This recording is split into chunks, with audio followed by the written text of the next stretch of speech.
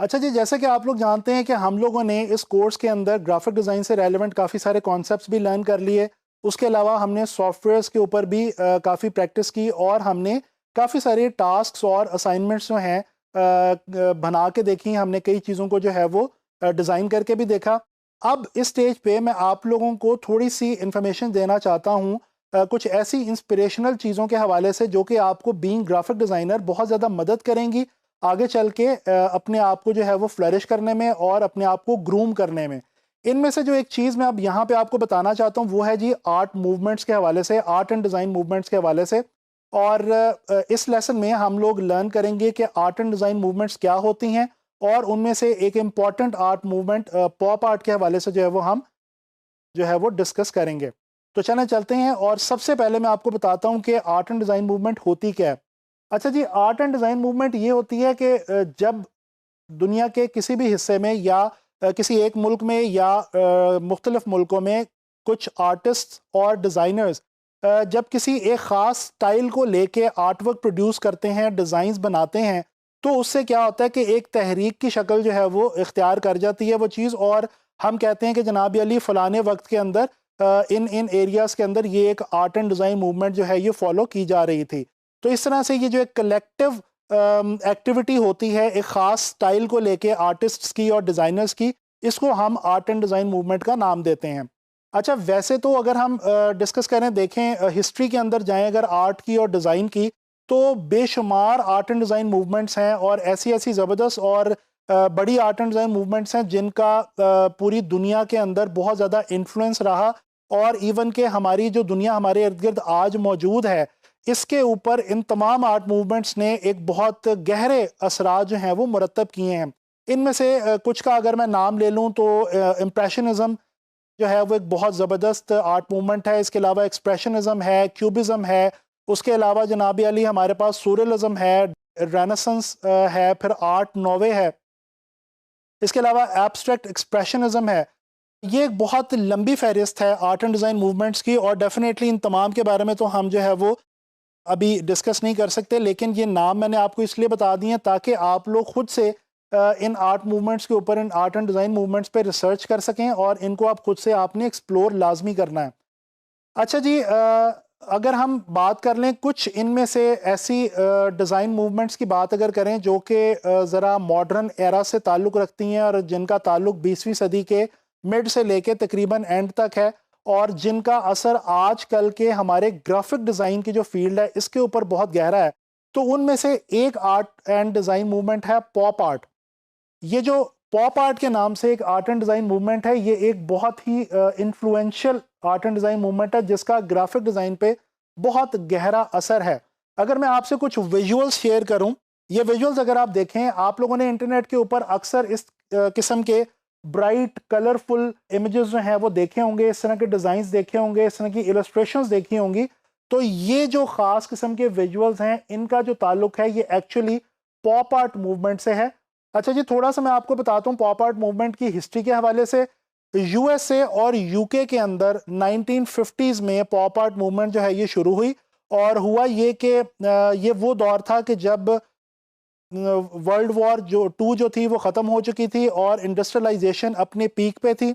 और दुनिया भर के अंदर फैक्ट्रियां जो हैं वो वजूद में आ रही थी, प्रोडक्ट्स बन रही थी, ब्रांड्स बन रहे थे, सेलिब्रिटीज़ जो हैं वो पूरी दुनिया में मशहूर हो रही थी। और ख़ास तौर पे ये तमाम चीज़ें, ये जो पूरा एक कल्चर था जिसको हम पॉपुलर कल्चर के नाम से, पॉपुलर अमेरिकन कल्चर के नाम से जानते हैं, ये ख़ास तौर पे उस दौर में अमेरिका में और किसी हद तक यूके में और दीगर यूरोपियन कंट्रीज़ में भी काफ़ी ज़्यादा पॉपुलर हो रहा था। तो जनाब इसी कल्चर को लेके उस वक्त के जो आर्टिस्ट और डिज़ाइनर्स थे उन्होंने ये फ़ैसला किया कि हम इसी कल्चर को बेस बना के हम जो है वो डिज़ाइंस बनाना शुरू करें और पेंटिंग्स बनाना शुरू करें, स्कल्पचर्स बनाना शुरू करें और इस तरह से ये मूवमेंट जो है ये वजूद में आ गई। अच्छा, कुछ इसकी ख़ास करैक्टरिस्टिक्स के हवाले से बात करते हैं। एक बहुत ख़ास जो करैक्टरिस्टिक है वो इस मूवमेंट की वो है, जैसे मैंने अभी आपको इमेजेस दिखाए, use of bright and vivid colours. ये बहुत ज़्यादा ब्राइट और विविड किस्म के कलर्स जो हैं वो यूज़ करते थे इस जो आर्ट एंड डिज़ाइन मूवमेंट के आर्टिस्ट थे और डिज़ाइनर्स थे। और इसके अलावा जनाबी अली एक और चीज़ क्या थी, सब्जेक्ट मैटर जो था वो बड़ा एक डिफरेंट सा था इस आर्ट मूवमेंट का। यहाँ पे रिकग्नाइजेबल इमेजरी जो थी वो इस्तेमाल होती थी फ्रॉम पॉपुलर कल्चर, यानी कि ये लोग किन चीज़ों को अपना सब्जेक्ट मैटर बनाते थे, ये अपने डिज़ाइंस में, अपनी पेंटिंग्स में, अपने आर्ट वर्क्स में सेलिब्रिटीज़ को ले लेते थे, प्रोडक्ट्स को ले लेते थे और इंडस्ट्री से रेलेवेंट कुछ ऐसे इमेजेस ले लेते थे जो कि बहुत ही आम जो है वो